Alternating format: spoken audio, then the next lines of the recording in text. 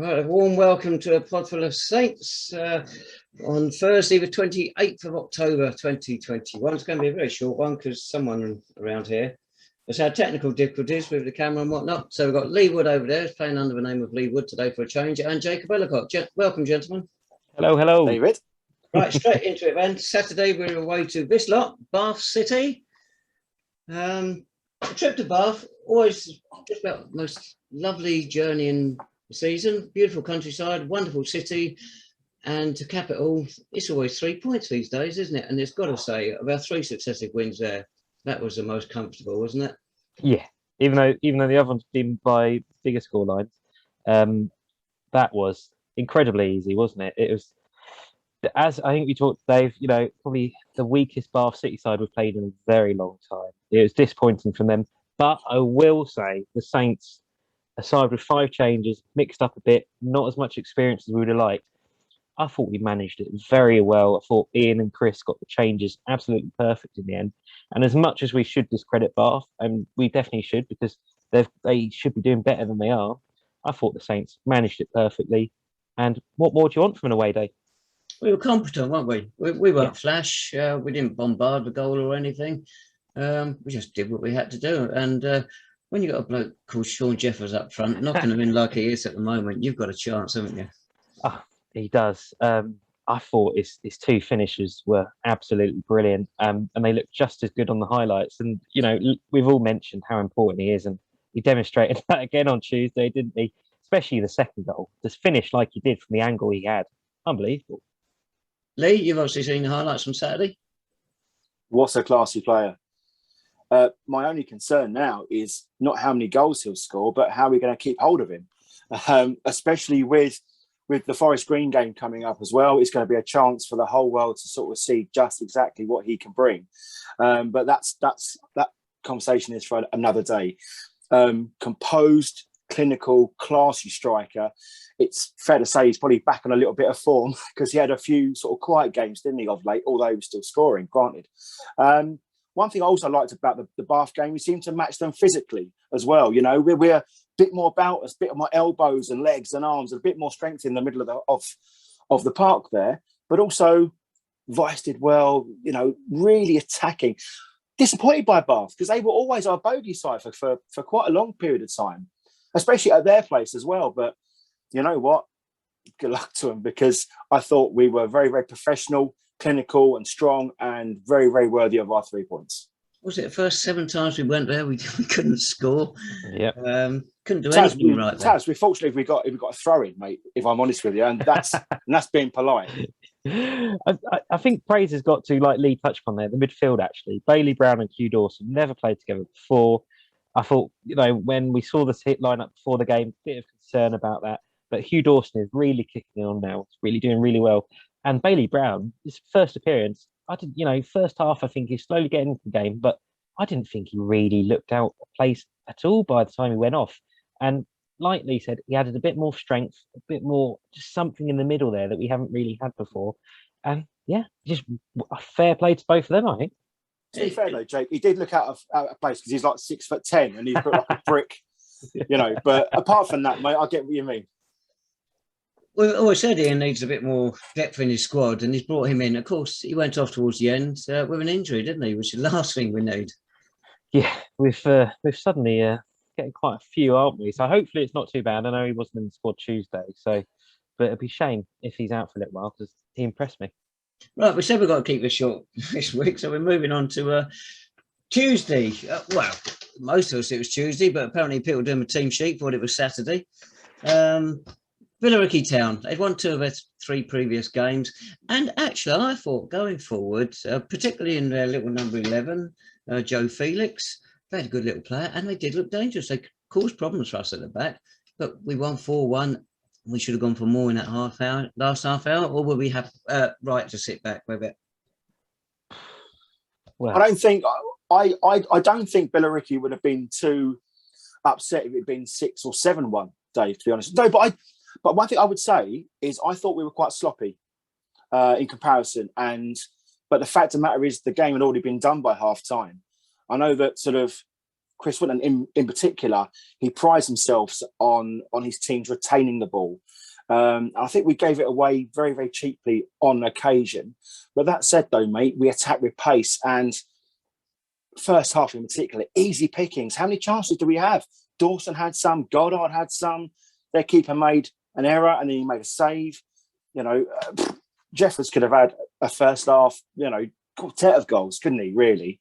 Billericay, how the mighty have fallen. Such a potent side sort of 2-3 years ago.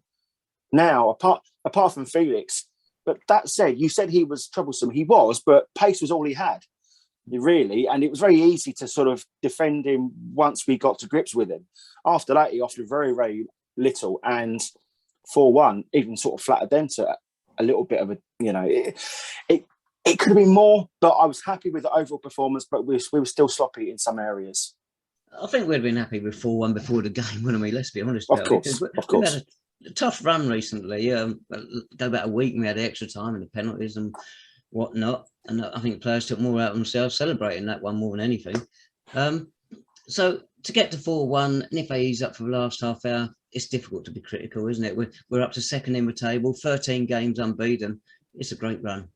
Yeah, absolutely. I mean, at this point, we didn't go for more, but at the end of the day, I can totally understand it. Yeah. Come on then, Jeffers hat-trick, get on with it. No, I was going to say, on their goal, I thought we were a bit unfortunate, actually. Watching it back again on the highlights this morning, the way it bounces off and ricochets into their man, bit unfortunate. I did actually think it actually woke us up. And I thought it, you know, we responded well to it and really put them to the slaughter. And I have to mention that second goal, unbelievably worked. Brilliant. It's one of the best goals I think we've seen this season. Just tactical and technical, just superb. Most disappointing thing for me is Big Dave's header got ruled out. Really upsetting that. And he was not happy about it himself as well. So, but yeah, Sean Jeffers, that man, wow, he's just a machine, isn't he? That's what, 17 in, 15 now? As Lee says, there's going to be clubs looking at him. Yeah, absolutely. And I think Ian's going to be quite concerned. I saw in his post-match interview and in the Hearts ad this week, he was praising him up to the hilt today, saying he should have signed him sooner, etc.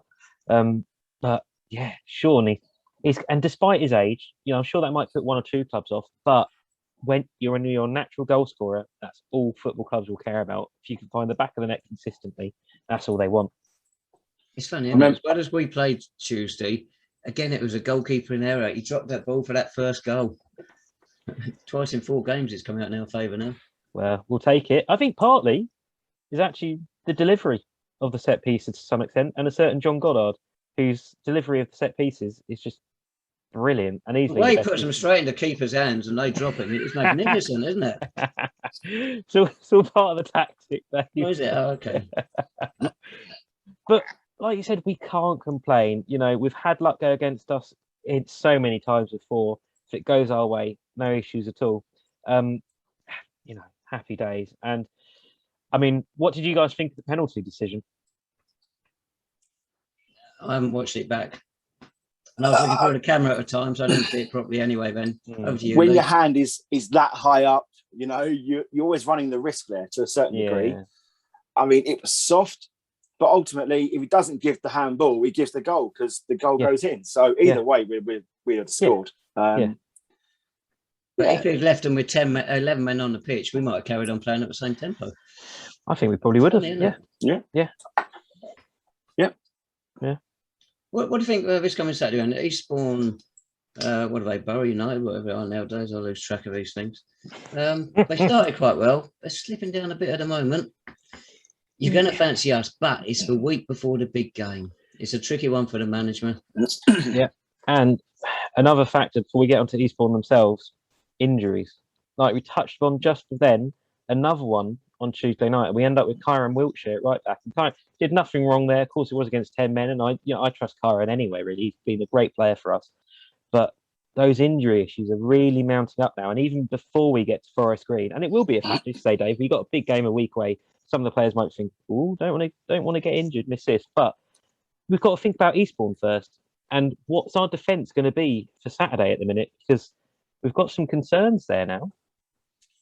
We have, but one thing I would say is I know that the management won't let the players be looking too further ahead than what they need to be. You know, these fellas, they are professionals within their game.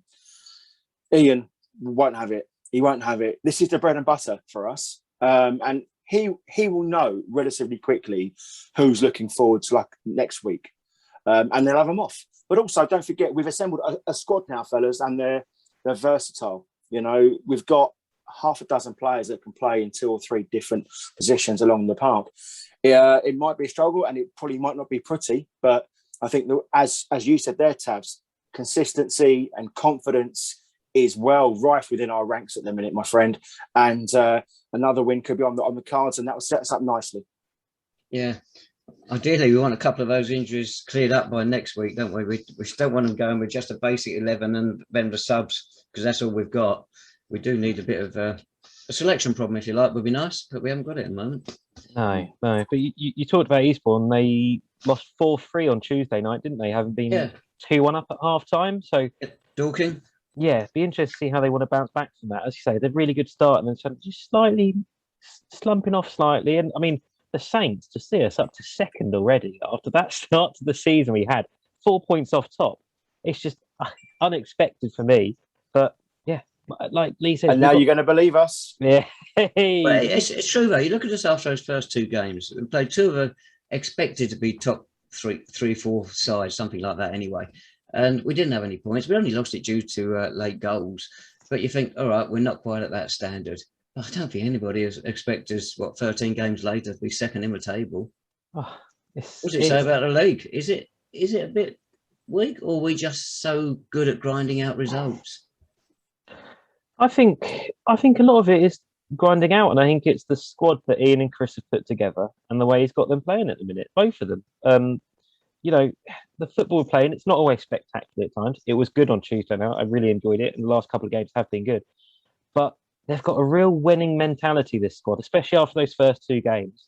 I mean, some of the games we've snatched or drawn or, ground out results this season so far, a lot of them have been in relative comfort and without much fuss in the last, 2 months that I think of. And that's what you want, isn't it? And I think all credit has to go to, of course, the players, but also Ian and Chris. Right. Quick prediction then, Eastbourne. Go on, Jake. You're on camera at the moment.